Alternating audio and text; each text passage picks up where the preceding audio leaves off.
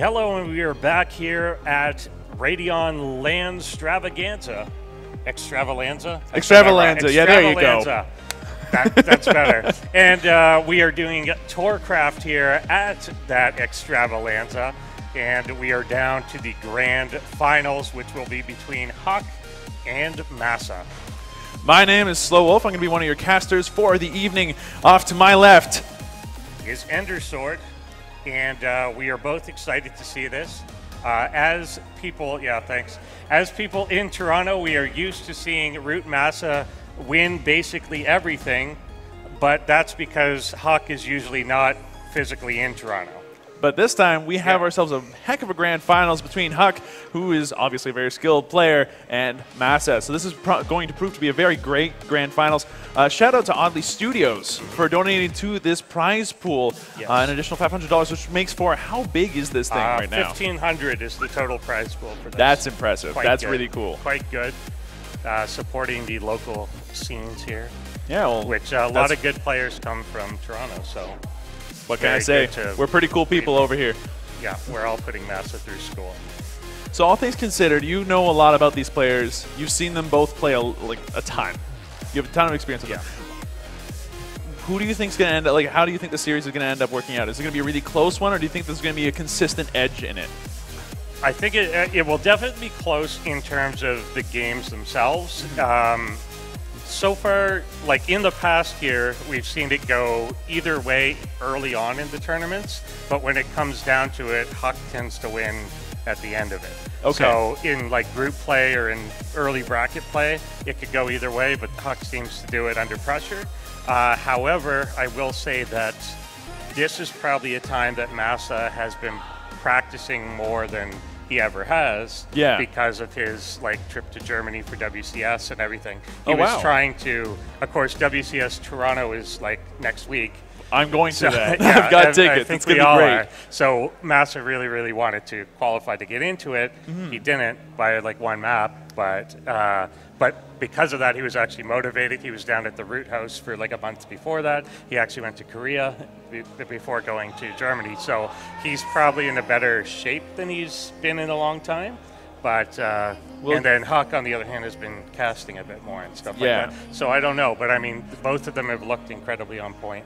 Yeah, and from what I've seen of the group stages, I ended up adminning for a little bit of it. The points-wise, I think that they are exactly equal. They ended up winning and losing an equivalent number of games, which is rare as far as I can understand it. But this is actually really cool to know that.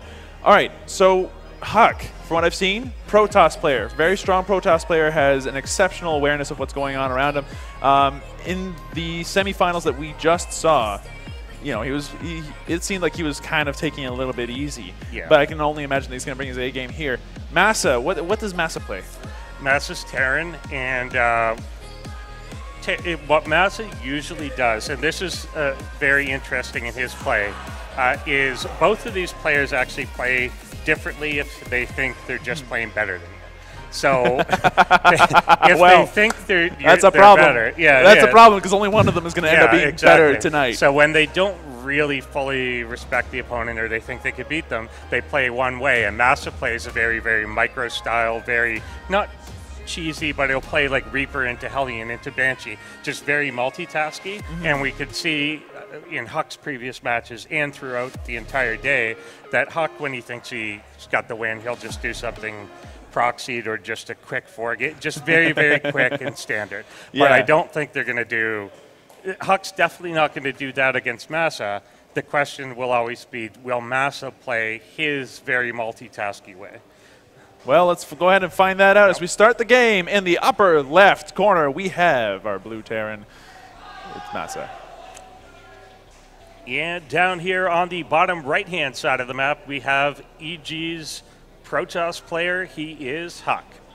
Well, as things start up here, we can see that Huck is starting to warp in a pylon. We got MaSa building a supply depot. Typical, this is just the kind of stuff that you need to do, so nothing interesting quite yet. What do you think would be a strong opening here for the Protoss, considering that MaSa likes to, how we know MaSa plays? I think MaSa almost always is going to open with the Reaper. It's rare that he doesn't, so usually just Protoss opening incredibly standard to get the Mothership Core out at a fairly normal time would be pretty normal. The differentiation will be if he takes 1 gas or 2. If he takes 2, he obviously has more tech options as well, but basically I can't see him really doing much to not defend against a possible Reaper just because it's so standard for MaSa. Yeah, and that's a very fair point. Just because, like, from what I've seen anyway, early Reaper with Terran does a lot of work if the other person isn't prepared. Obviously, Huck, wise to that kind of strategy, he will definitely be building against that, or at least one thinks as much. And as we can see, MaSa obviously is going to be doing that. He started getting the Vespene gas. He's got the extractor up and running, so everything's good to go. The refinery, up and running. The Vespene gas building. And everything's good to go for that early Reaper. If he decides to go for it, no, that's a Marine. Yeah, that actually is a little unusual because the gas timing was actually right in line for the Reaper as well. Yeah. So he may be going up to 100 to get a factory very quickly. Oh, the SCV is going to scout, so we'll see what Huck is up to. What is Huck up to right now? He's got himself an assimilator and a gateway. Yeah, nothing overly telling here other than the fact that both gas are not taking. This indicates he should be looking to kind of expand, but he sent this probe down a little earlier, and now he'll go for that. So that's the is that an early expansion for the Protoss? I wouldn't say early. He got both the gateway and Cyber Core. The thing that's a little early about it is that he didn't get the Mothership Core started first. But it's not really that, certainly not that much early. And he's got the Mothership Core building right now as well. So although if there had been a Reaper in his midst that early, Huck made an appropriate risk strategy assessment and went for a little bit later on that Mothership Core. And it paid off. He didn't end up paying any probes for it, so that's pretty good. We want to keep our probes alive. We want to keep our SCVs alive. Yeah. Where's this Mothership Core going? It's basically going out for a little scout here. Apparently this watchtower, the SCV will clear away from that. Right in time, too. Yeah, I guess he wants to get some sense of whether or not an expansion is being taken by MaSa, and it is not. These Marines, they know their job is to prevent this potential scout or prevent a potential Oracle. And it will be the Mothership Core. They're going to come in, start firing here. He does not want him to see that the starport is down. So the starport is obviously a very important Terran building. It allows them to build all kinds of nasty units, including medvacs, which we see being produced. This is probably this is showing that he wants to go for that kind of biological army. He wants to start off with the Marines, the Marauders, and start going in en masse with that. Now, that comes with a couple of risks, including the Colossi. Do you think that that's something that that's going to happen here, or do you think that I've got it all wrong right now? Huck has a lot of options right now. Like, he hasn't actually chosen he's chosen the Twilight, but that he can do just to get blank and then still go into a Robo. So he's not really committed yet, and that's exactly what he's doing, and the Robo is right next to it. So that's something that's still pretty flexible for him.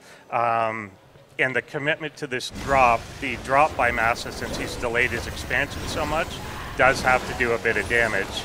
He's going to, I guess, catch this one Stalker. Maybe not completely kill it, though the Hellions will help in that.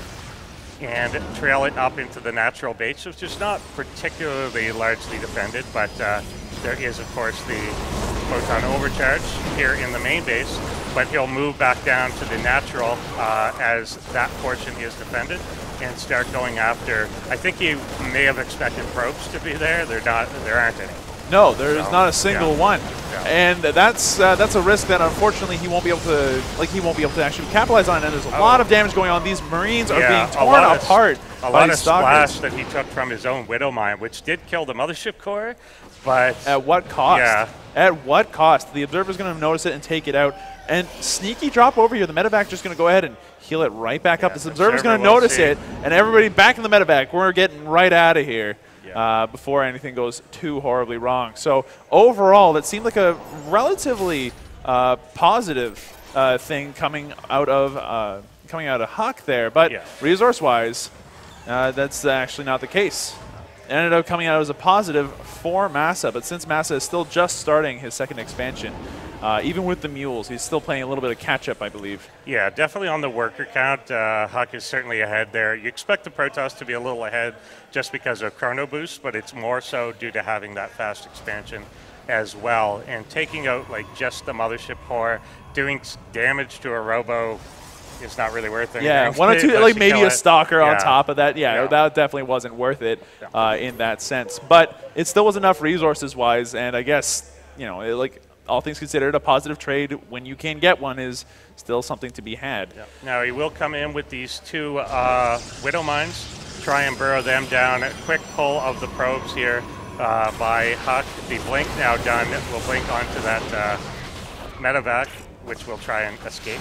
And the Widow Mine's going to end up taking out, or at least like shooting something. Yeah. I think it was just one probe. Which is not really worth it. Yeah. Even if you're thinking like terms of potential mineral and gas, that still probably wasn't worth it. So all things considered, you know, it's a very light kind of thing. Both players still testing each other, looking for a weakness, poking and prodding the defenses. Right now we can see that more medevacs are being built. We got a couple more Marauders being tossed into the mix over here, and an engineering base. So what's going on here with the Terran player right now? Like, what is MaSa thinking? I think that given his early commitment to all that aggression, he hasn't really started on his upgrades or anything, which he normally would probably at this point. Protoss is already about halfway through the +1 armor, so he's got to kind of catch up on that a bit, and he's looking to transition more into just a normal macro game from here, as his early stuff didn't really do a lot of damage. He's now trying to hold onto this bunker here, and does repel these blink stalkers, but at the cost of two SCVs, which might not be worth it. These stalkers looking maybe for another point of entry. They're just maneuvering around, looking for a weak point in this defense that MaSa has put together. But honestly, there's not much that these stalkers can really do right now with the forces that they have. I think that they need a little bit more to be able to put in some actual damage, because there are some units. MaSa does have a defense. Like, he's got Marines, he's got medvacs. Stalkers on like that number of stalkers can't do enough on their own. Yeah, this is more the like harassment number, just kind of a normal blink as opposed to like a blink all in or a real steady blink attack. This is just kind of to be out on the map, to be aggressive, and then try and catch those drops, which they've been spotted fairly well. And one will go over here to the left-hand side and will be spotted, so he'll just put the Hellion down. Yep, he'll put the Hellion down, and but he'll catch the Warp Prism coming the other way, which is good payoff for him. Oh yeah, no, he's gonna be preparing that by putting a Widow Mine down on the bottom left corner of his main base. Meanwhile, the Warp Prism's just kind of sitting there. He knows that he's a little bit wise to it. He's got 4 Zealots, but he'll keep them in reserve. He's also got a pylon there that MaSa noticed for sure. Yeah. But he can't really get outside of his base. Like you mentioned, those Stalkers doing a really good job of just kind of hemming MaSa in for now, which Huck is totally happy to do. But it seems that that's not going to be the case anymore, as en masse the Terran forces start moving out, and they're going to force those Stalkers away. So now MaSa has an option. He can actually expand out more safely anyhow, and just try to start making himself known on the map, trying to make a presence for himself. Yeah, now he's very Marauder heavy at that point. That's obviously an anti-Stalker move, but these can kind of go in, take a poke, and just blink back out as they do there, and get a couple stims. Oh, they're going to take a Stalker in return, though, and for a Marine, that is a trade I'll take any day. Yep. And I'm sure that MaSa is going to think the same. And now the Stalkers are on the run. The Marines and everything are... Oh, wow. That was absolutely what he wanted, taking out the Warp Prism there, exactly on the path that he expected that to be on. He knew it was there. He didn't forget about it. And oh, now MaSa knows that he sees some Colossi. Yeah. He managed to scan it just as Huck tried to move in. So that's... Now that knowledge is known, now that we see some Colossi, and it's not a lot, it's 2. Yeah. Those can still be taken out. But right now... Oh, the incredible stim forward and the drop onto everything.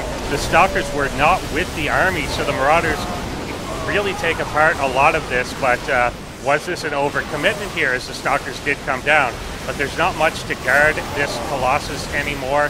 One made in the back here, second one does fall. This one actually not engaging, and the pickup to the reinforcements Yeah, no, and a lot more coming. Yeah, things are starting to look all right for the Terrans there. They managed to take out 2 Colossi for an army that's relatively easy to replicate and make again. And the reinforcements are coming back in, so now is a good time for MaSa to start applying pressure, I think, especially while the Colossi are down and they can't deal with the Bio army that is currently marching and knocking on Huck's doorstep. They're going to come in and take out that pylon lickety-split. They're going to start doing some serious damage to this Nexus. It's down to 3/4, but now they have to contend with this army and 2 more Colossi. Down goes 1. The Stalkers now are probably next. We still have an Immortal in there just chunking away as well. But that's going to be the end of the Terran forces as they are unable to get picked up by the medevac, really. A couple Marauders going in and dealing some damage to these Stalkers, trying to buy the medevac some time before this last Marauder starts to run away. And it's not going to be enough as the blinking Stalkers finally pick him off. And that's going to be the end of that particular assault. Yeah, and he did. Who came out on top? In that particular one, definitely Huck would be ahead there. I don't think MaSa was expecting quite the strength coming from the left side, how much that would sandwich him out. And because he's got the blink Stalkers in there, he doesn't really have the option to just pick up and leave because he's going to get those medevacs. So that's about that was like about now they have about a 2,000 resource disparity between the two. That's a pretty big difference from what I've seen. It's a little difficult to overcome, but if anybody can do it, it might be MaSa. Yeah. So what do you think MaSa needs to do at this point to get back into this game? Oh, that gets spotted. He's looking to do this Doom Drop, but the Observer's seeing that these Stalkers are gunning for it, and the Observer they will attempt to blink into it. They will get one. No. That was mostly full there, at least. That was completely full. Yeah. On the left side, though, we've got a bunch of Marines and a few Marauders maneuvering their way to the middle of the map. They now have vision of it, so that's something at least. But unfortunately, wow, that was really, really sad to see the medvac just getting picked off with it was a full medvac too. Yeah. So that was a huge pickoff for Huck. Huck obviously in a really good spot. He's happy, and then we got the Terran, we got MaSa just getting rid of all this debris here. Why would you want to be doing that right now? So he wants to get a second pathway that he could go in and attack this third base from the back. As long as this is up and they're on even economies, the Protoss is really stable right now with this many Colossus. He's got to do something to slow him down. So he's going to be attacking on the left-hand side and also dropping on the right into the main base, although there are a good number of cannons there as well as blink Stalkers in place to try and damage them. Oh man, there's a lot of damage about to start happening here. The Terran forces get completely flanked from the Stalkers, the Zealots and the Colossi on the one end, and the Stalkers on the other. These poor guys are running for their lives right now from a bunch of very angry, dual-wielding aliens. They start charging in, they're going to deal some damage, they're going to get some kills, but they're going to lose some of their own in the process. Sentry going to come in to stop some of the return damage, and now the Colossi practically have free reign to just start maneuvering their way up and down the ramps. They're going to start going for what seems to be the main. They're going to start posing a real attack now. They're going to start getting rid of this debris, and for the same reasons, I believe, as MaSa wanted to get rid of the debris on the other side. Yeah, to come in for this third base. There's a bit of a wall up here, which slows down the Zealots, but the blink Stalkers and Colossus really help break that down quite quickly. There's nowhere near the Viking count to even start to deal with the Colossus. So you will have to attack him from behind here. The SCVs have been pulled as well. He really has to get to this main Colossus force and actually do some direct damage to it. The Zealots have been cleared out, and there's no real source of reinforcement for the Protoss player. However, again, a lot of SCVs were pulled for this. The Colossus now starting to go down, only 2 of them left. Vikings now actually viable against them. Yeah, and they managed to pick off 4 of those things, which is a lot. At what cost?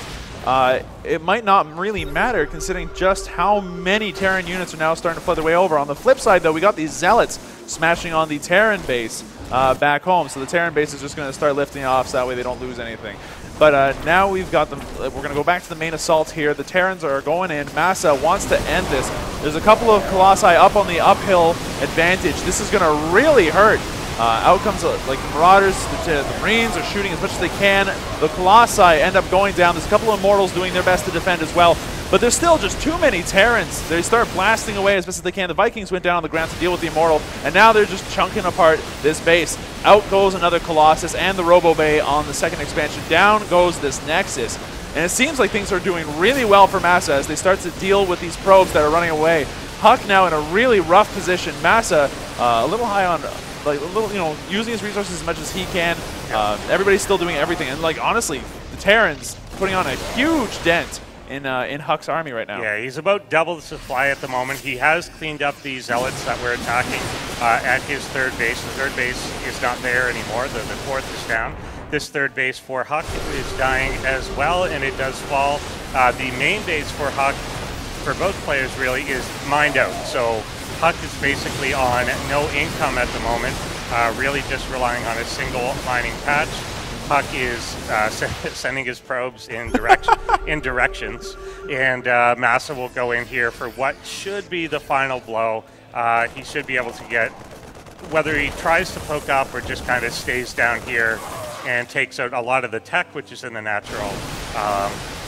Yeah, Huck will probably be leaving this game at some point fairly soon, as these probes come in and attempt to attack the SCVs up at the top at the fourth base. Oh, wow. Yeah. Bring in the probes. And GG is called. So MaSa looked, there was one big, he was aggressive. He got a lot of those drops caught throughout the game. Yeah. And he didn't end up getting a single successful drop with his medvacs at any really point. At all. So what ended up being the point where he started winning? Because it felt like Huck was in control of a good chunk of the game. Yeah. And then all of a sudden, MaSa took it. There was a point, there were two turning points in that. There was one where MaSa was pushing in, trying to take that third base out, and then he got warped in and flanked and just surrounded, and he lost basically everything. So that was the thing that turned things in Huck's favor. Yeah. Then Huck attempted to, on the right side, do kind of the same thing to the third base of MaSa. He didn't have a warp prism with him or a pylon or anything to keep bringing in units. So once the Zealots were gone, MaSa then had the reinforcing force from Huck's side of the map, and he had this huge kind of 180-degree concave, and he could just stem while that army tried to go all the way home. And that ended up costing Huck 4 of his 6 Colossi at a time, and those are an investment. You do not want those to go down. They ended up enough of them dying so that way the Vikings could actually come up in enough numbers that they could take care of any future Colossi, and then from there MaSa just started to steamroll the natural, then went into the third, then back to the natural, and Huck's rush the probe army didn't quite work out. So that's going to be the end of the first game, but this is a best of 5. So MaSa has to win another 2 against Huck in order to go ahead and cement his title of champion here tonight. Huck, on the other hand, probably now thinking a little bit differently. Do you think he's going to come up with anything different, or do you think he's just going to play smarter this time? I think he could. I mean, he was on the right path. Like, it was minor mistake that, like, if he had just had, and he had pylons there earlier, like on that side of the map, if he had just had one of those still up, a warp in of like 8 Zealots, that push continues. Yeah. And there's no problem at all. It's the loss of all the Zealots and then no way to reinforce them. Also no way to recall, so that like a mothership core with energy wasn't there or something. So yeah, that definitely hurts. But I mean, it's a minor thing, but it's so important. Yeah, and against the player like MaSa, he's going to go ahead and punish you for making those small mistakes, absolutely. Yeah, he's always looking to just be aggressive. So there's nothing obviously fundamentally wrong with what Huck was doing as a strategy. It was just the actual execution on small details that didn't work out. Because he shut down the drops like so well. Yeah. Widow Mines did nothing. Well, there was that one time. That one warp prism ended up biting the bullet because of one well-placed mine and a couple of Marines just waiting. The defensive Widow Mine. That was actually really cool. But the offensive Widow Mine's not actually ending up doing very much. In fact, one of the offensive Widow Mines ended up blowing up his own Marines, which was a bit of a problem in the early game. That probably didn't help at all. But, that's roughly all said and done. Honestly, I agree. I agree with you completely. I think that Huck did as best the job as he could in terms of like his strategy. His strategy was sound. I agree with you on that front. But yeah, it definitely was the small details. Yeah. What was interesting there was, I find that the lack of early aggression out of the Terran, out of MaSa, was odd almost. Like not having that early game Reaper and going instead for the early Marines to stop any flyers coming in. and tossing in that Mothership Core right at the beginning to just scout away. Was that like a safe move? Was that something you normally see, or was that kind of like a cocky, oh, whatever? You can actually, because the Mothership Core can recall, it's kind of not, it's not dangerous usually, because if he's made a Reaper, then nothing can even shoot it. So you're fine, right? So nothing can shoot